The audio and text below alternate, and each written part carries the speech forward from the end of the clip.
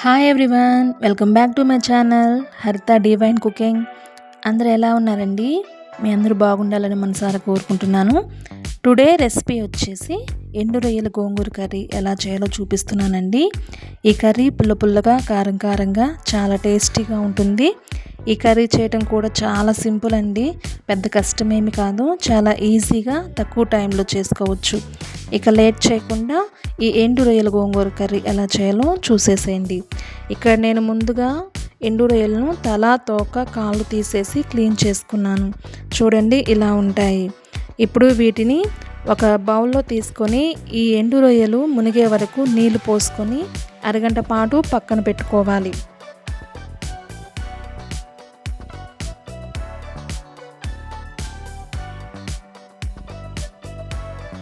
నేను 100 గ్రాముల రొయ్యలకి 2 కట్టల గోంగూర తీసుకున్నాను.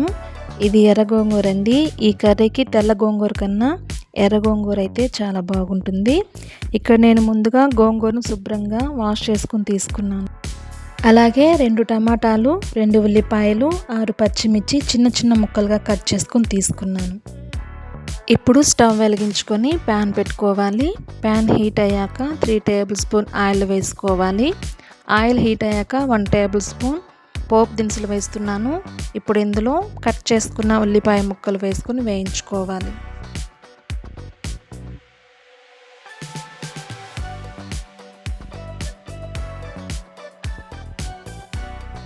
ఆనియన్స్ వేగిన తర్వాత పచ్చిమిర్చి వేసుకొని వేయించుకోవాలి.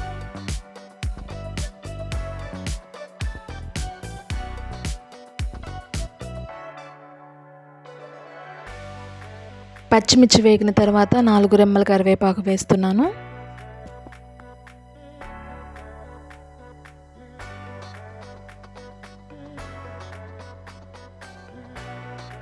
ఇప్పుడు టమాటా ముక్కలు వేసుకొని మెత్తగా మగ్గించుకోవాలి.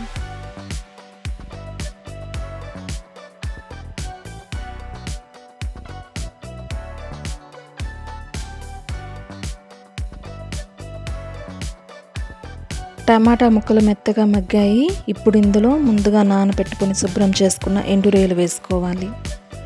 అలాగే రుచికి సరిపడినంత ఉప్పు వేసుకొని 1/2 టీ స్పూన్ పసుపు వేసుకొని ఒకసారి మిక్స్ చేసుకుందాం.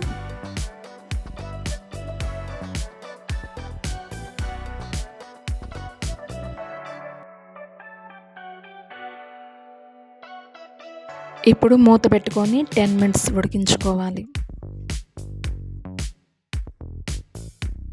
10 మినిట్స్ తర్వాత మూత తీసి ఒక్కసారి మిక్స్ చేసుకుందాం.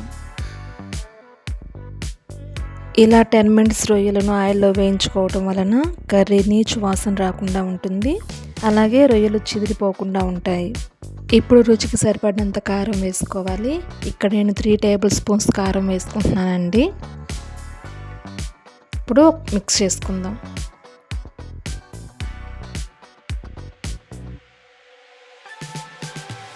ఇప్పుడు ఇందులో 2 గ్లాసులు వాటర్ పోసుకొని మిక్స్ చేసుకొని 10 నిమిషాలు మూత పెట్టుకొని 1 గ్లాసు వాటర్ అయ్యే వరకు మరిగించుకోవాలి.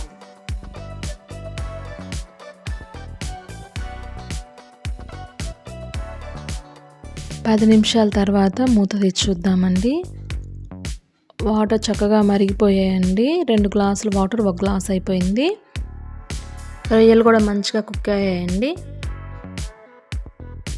ఇప్పుడు ముందుగా క్లీన్ చేసుకున్న గోంగూరని వేస్తున్నాను. గోంగూర పెట్టిన తర్వాత మూత పెట్టుకొని ఒక 5 మినిట్స్ ఉడికించుకోవాలి.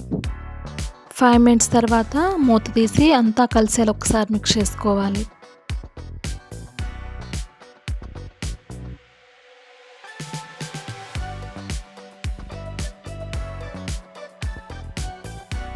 అంతా మిక్స్ అయిన తర్వాత ఒకసారి మళ్ళీ మూత పెట్టుకొని 5 మినిట్స్ ఉడికించుకోవాలి. 5 మినిట్స్ తర్వాత మూత తీసి ఒకసారి మిక్స్ చేసుకుందాం. కర్రీ ఉడికిందండి.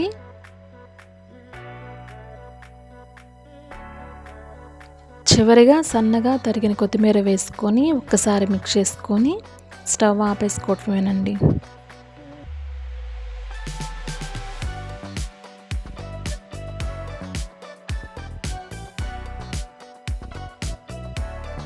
పప్పుగుత్తి సహాయంతో కర్రీని ఎనుపుకోవాలండి. మరి ఎక్కువగా ప్రెషర్ ఇవ్వకండి. పైన ఊరికలా లైట్గా తిప్పేసేసేయండి. ఎక్కువగా ప్రెషర్ ఇచ్చారంటే రొయ్యలు మొత్తం చెదిరిపోతాయి. చూశారు కదా ఫ్రెండ్స్, ఎంతో సింపుల్ అండ్ ఈజీ అండ్ టేస్టీగా ఉండే ఈ ఎండు రొయ్యల గోంగూర ఎలా చేయాలో తప్పకుండా ట్రై చేయండి. ఈ కర్రీని వేడి వేడి అన్నంలో వేసుకుని తింటే ఉంటుంది. ఒక్క ముద్ద కూడా వదిలిపెట్టండి, అంత ఇష్టంగా తింటారు. ఇంకా కావాలి అని అడిగి మరీ వేయించుకుంటారు. సో ఈ వీడియో కనుక మీకు నచ్చినట్లయితే లైక్ చేయండి, షేర్ చేయండి, సబ్స్క్రైబ్ చేసుకొని పక్కనే ఉన్న బెల్ ఐకాన్ని క్లిక్ చేస్తే నేను పెట్టే ప్రతి వీడియో మీకు నోటిఫికేషన్ ద్వారా వచ్చేస్తుందండి. Thank you for watching.